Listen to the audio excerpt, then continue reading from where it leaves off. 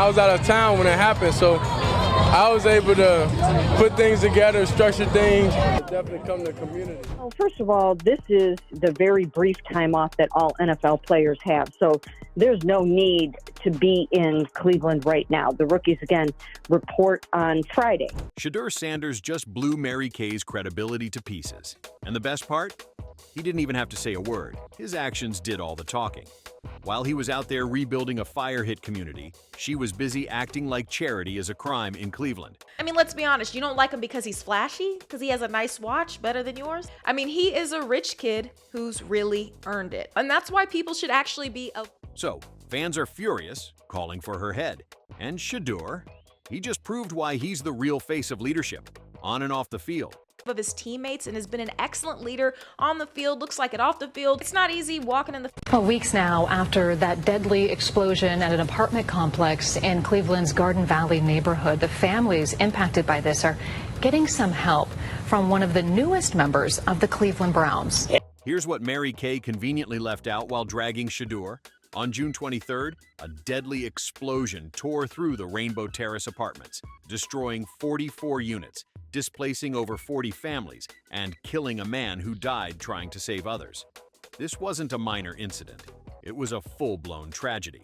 And Shedeur? He wasn't even in Cleveland when the explosion happened, but the moment he found out, he made it a priority to return and show up in person. Without fanfare or press, he stepped directly into the devastated community and took action. While Shedeur led with quiet purpose, Mary Kay Cabot dismissed his efforts, framing them as unnecessary. And that's exactly when public backlash against her began. And took the life of one man, hospitalized others. But through that tragedy, the community is coming together, as you can see right now, for this event with the help of Browns rookie quarterback Shedeur. What Shedeur did next wasn't some photo op charity drive. It was full-scale, boots-on-the-ground community relief.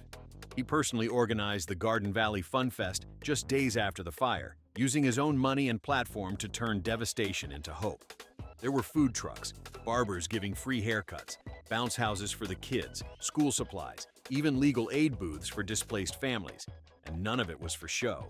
Shedeur didn't just show up, he built something. He's coming together.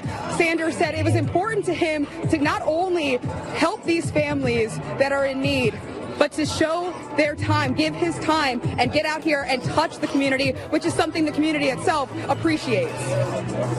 And the wildest part? He didn't promote it with a flashy campaign. He dropped one simple post on Instagram, invited the city, and let the action speak for itself. While other rookies were chasing brand deals or clout at the ESPYs, Shedeur was throwing footballs with local kids and giving a broken community something to smile about. Expect a quarterback to do during the break, and that is working on your game. And I'm sure wherever Dylan is, that's what he's doing. Same thing with Kenny, same thing with Joe. They're all doing whatever they need to do to be ready to go. But instead of celebrating that leadership, Mary Kay Cabot spun the story backwards. She called it unnecessary. She downplayed it like it was some selfish distraction, like being there for people in crisis was somehow beneath a quarterback. That take didn't just miss the mark. It revealed exactly how disconnected she is from what real leadership looks like. And fans? They weren't quiet about it. Not this time. Comments started flooding in, dragging her for being petty and bitter and completely out of touch. One even said, she needs to be fired. All she's doing is creating a hostile environment for Shedeur. At that point, it wasn't just about her credibility. It was about her relevance. There's no need to be in Cleveland right now. The rookies, again, report on Friday. The real problem wasn't that Shedeur skipped the ESPYs. It's that he didn't ask for permission to lead. He didn't follow the NFL's unwritten rulebook where rookies stay quiet, smile on cue, and play the PR game. He chose action over optics, and that shattered the media's comfort zone. Mary Kay wasn't shaken by Shedeur's charity. She was shaken by the quiet power behind it. No press, no performance, just purpose. Shedeur didn't play the media's game.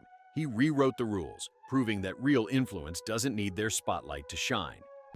Legendary Deion Sanders' son, Shedeur Sanders, were doing some great things in the community of Cleveland.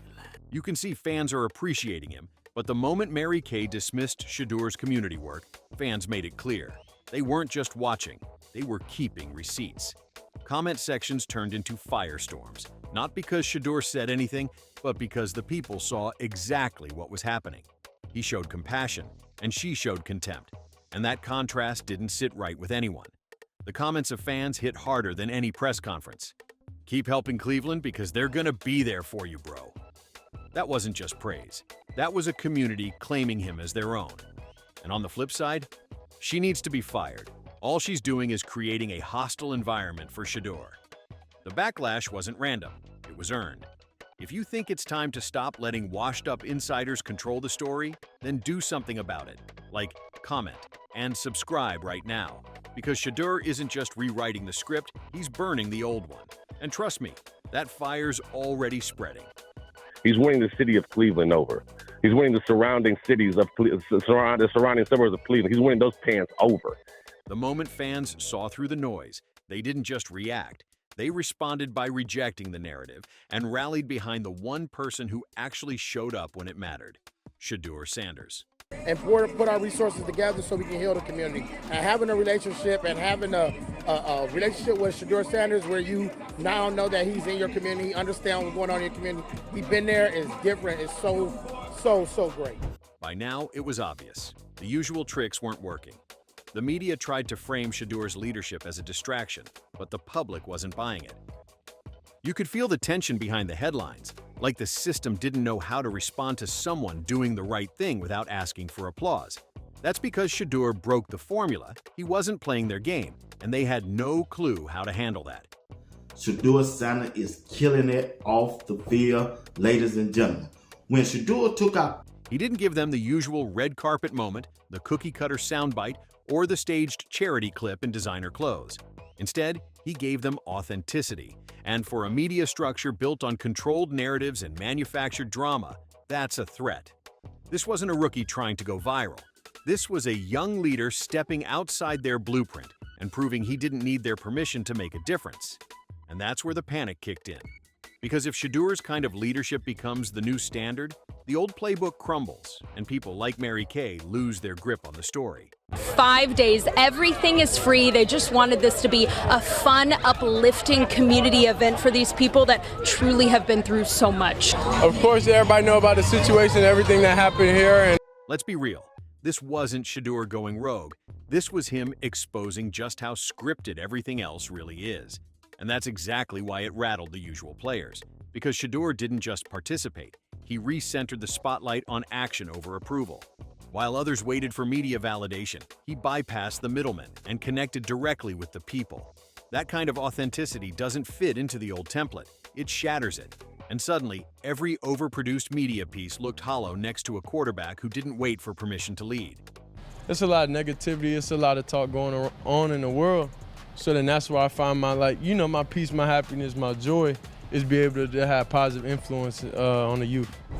What started as a community moment has now become a full-blown identity shift, not just for Shedeur, but for what a modern franchise quarterback looks like. The NFL's been watching, and so have the sponsors. But instead of waiting for postseason stats or highlight reels, they're clocking something way bigger: influence. The best we could in the small amount of time we had to make sure everybody's accommodated. It's bigger than football, it's bigger than football out here.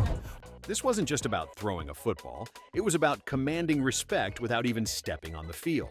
While rookies usually fade into the system and earn their moment, Shedeur flipped that script by walking in with his own.